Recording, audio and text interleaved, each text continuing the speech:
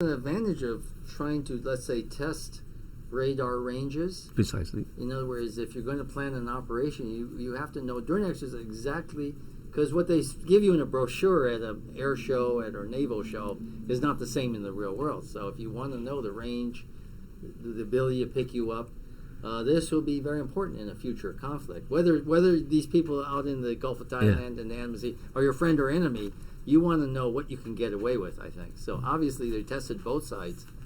And another thing from there, then we are told the plane flew south. Okay? Yeah. Okay. Can I just pause here? Because all the maps that came out on the mainstream media, on the internet, shows Thailand, Malaysia, Indonesia, and down below Australia and Perth. Zap down. yes, Okay? So the focus is on this side of the map. that's right. The west side, India and below, didn't exist. Okay. Now again, I've checked all the flight routes of MAS going to Australia, whether to Adelaide, to Sydney, to Brisbane, and to Perth. It's a straight line across Sumatra That's right. to come down to the Indian Ocean. All right? So why is there a need from the South China Sea, Gulf of Thailand, cut across northern part of Malaysia, go north to the Andaman Sea, turn left, turn west, and come down? Because if we want to come straight to Indian Ocean, You just go straight across Sumatra and come down. All right? So that dispel the theory of suicide. Yeah. Because if you want to suicide, you can kill it. You don't care. You don't care which whether way you go. no, and you don't care Just whether chasing you. the radar will pick you up. That's right. Right. It's irrelevant. If the plane is scrambled and takes off and to intercept your plane, All you the just better. dive down. Yeah. All the better. All right. So why would this plane go that roundabout route? Okay. So he come down south to Indian Ocean, which is so away from the regular route to Perth or to Adelaide. All right. That part is missing. Let's forget about what people saw or heard on that morning. All right. Again, for almost a week, there was hardly any news about Diego Garcia, which you have mentioned in your article. So that again trigger an inquiry. Why?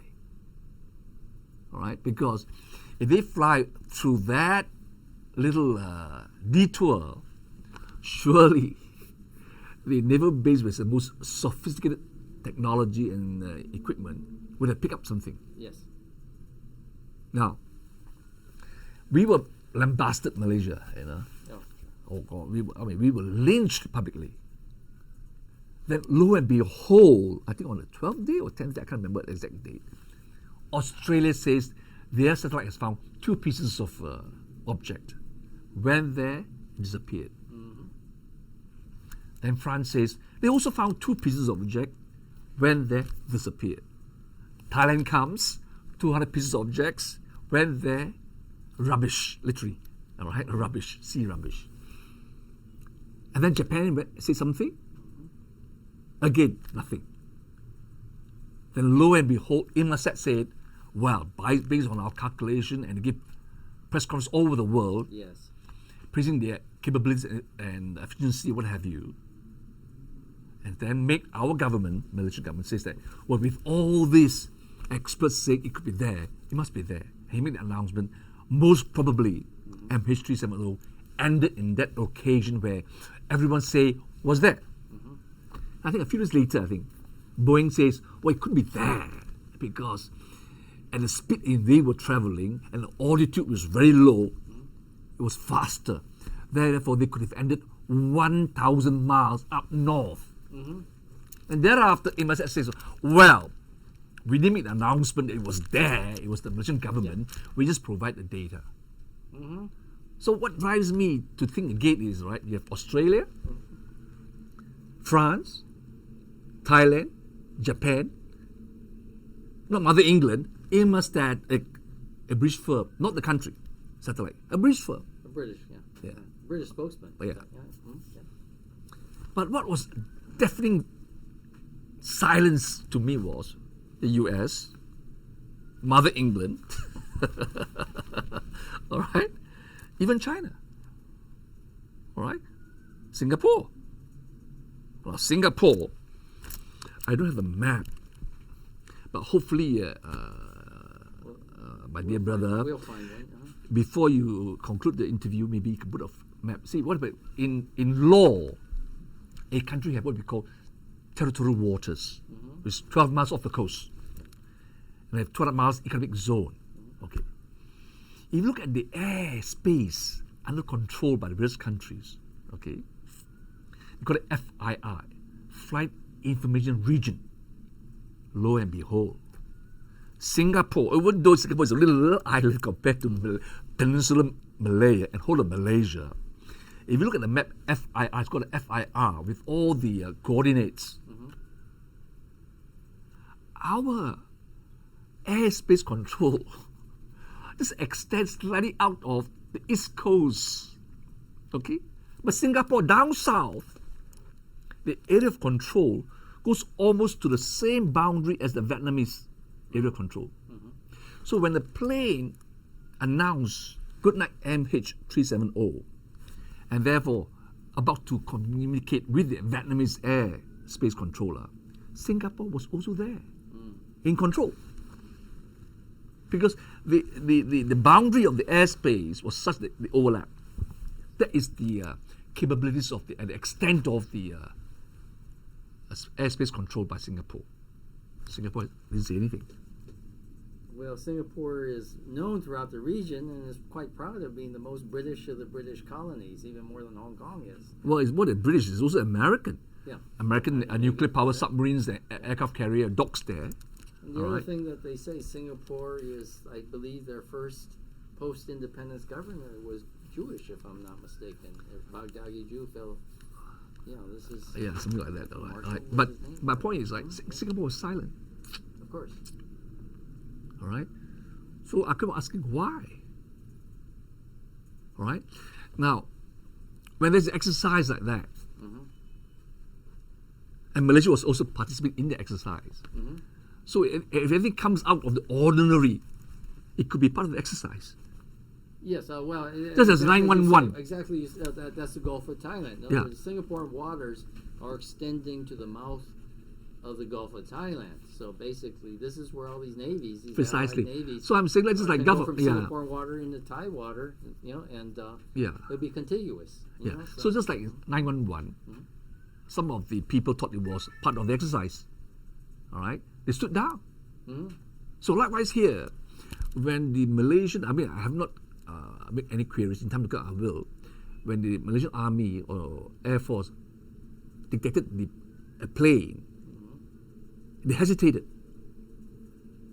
It's a fact. Well, they didn't know. Okay, because as exercises are going on, they don't want to ruffle anyone's feathers over there. Or maybe it's part of the exercise. That plane was part of the exercise. If a plane overflies, they don't want to shoot it down. I'm not giving any excuses, but I'm saying it this doesn't create an environment where under the confusion something happened. In other words, Malaysia would, in a certain sense, pull back its horns to show that it is not eavesdropping on the Allied exercise, that it's not trying to start any... I assume that. It's kind of courtesy. You're going to do an exercise, we pull back our microphones, our radar, our personnel. We don't look at you guys, what you're doing, because you might get the wrong impression about us. And of course, the other thing is, the technology of remote control is there for ages. I make a study, I haven't published it yet, of all the patents filed by Boeing. Okay? And the various technologies out there installed in planes in 777 is that in the event of a threat to a plane, be it hijack or what we call a catastrophic malfunction, the remote kicks in. And the plane will be reprogrammed automatically to fly and land on certain airports which has the capabilities to receive a plane. Okay. Again, who has the technology? It's built in. All right? But who has the technology to do that? Boeing. Precisely. Who is Boeing? Where is Boeing from? Okay. Now, ground control and Kuala Lumpur, I'm quite sure we don't have the capabilities. No. to intercept or interfere in this kind of situation. If it's not ground control, it could be AWACS. All right? Well, it's satellites even. Precisely. Right overhead. So I used to tease a lot of people when a lot of people criticize Malaysia. I said, look, we have satellites, but our satellite is Misat. We broadcast Astro, our television channel, TV, right? But we don't have. That's the most powerful weapon of all. But we don't have that kind of so-called sophisticated satellite that can see a 50 cents coin, or see a bunker buried underground. Okay, so I think the how can kind of help us narrow down the who. All right. So obviously the U.S. is on the list, and, Israel's on the list. Definitely Israel, because they're number 2, and then whoever's third is a long distance down the third. Maybe. But for me, no, I would think the French is. I don't think anyone's within range of them. I think British are involved. Maybe. No. I think there's a lot of people. I think from America, from the West, they always see America as the most powerful country. Yes. From the military angle. I'm not trying to insult the Americans, but I look at Americans' military power as the bully boy. The brains behind the bully boy has always been Mother England. Okay. All right. Now, why do I say that? And I can't offhand give you the exact citation, but I think it's on the 150th anniversary or the 100th anniversary of the establishment of the Royal Institute of Strategic Studies, right? The famous Chatham House, where it's parked there. Yeah, the British intelligence. Yeah. The brain trust. Kissinger was asked to give the keynote address on that occasion. Like I said, I'm not sure whether it's the 150th anniversary or the 100th anniversary, but Kissinger gave an address, the keynote address at Chatham House. And he said, he revealed, during his tenure as the National Security Advisor to Nixon, and thereafter as the State Secretary, he said, on major issues affecting America, he would consult Chatham House first. I repeat, he would consult Chatham House first before his own staffers within NSC or the State Department. Now that is one hell of an eye-opener. That means he needs to consult Mother England. It means the Tories won the war. All right? Yes. Now this is further corroborated in the recent attempt to invade Syria. All right? The neocons, the war party in America, was all gung-ho, ready to shoot. Then the British Parliament, first time in the entire history of British Parliament, never has ever happened before, they passed a motion not to go to war. It's never happened. First time when a government wants to go to war, Parliament overrules the government. First time in the history of 300 years of British imperial rule.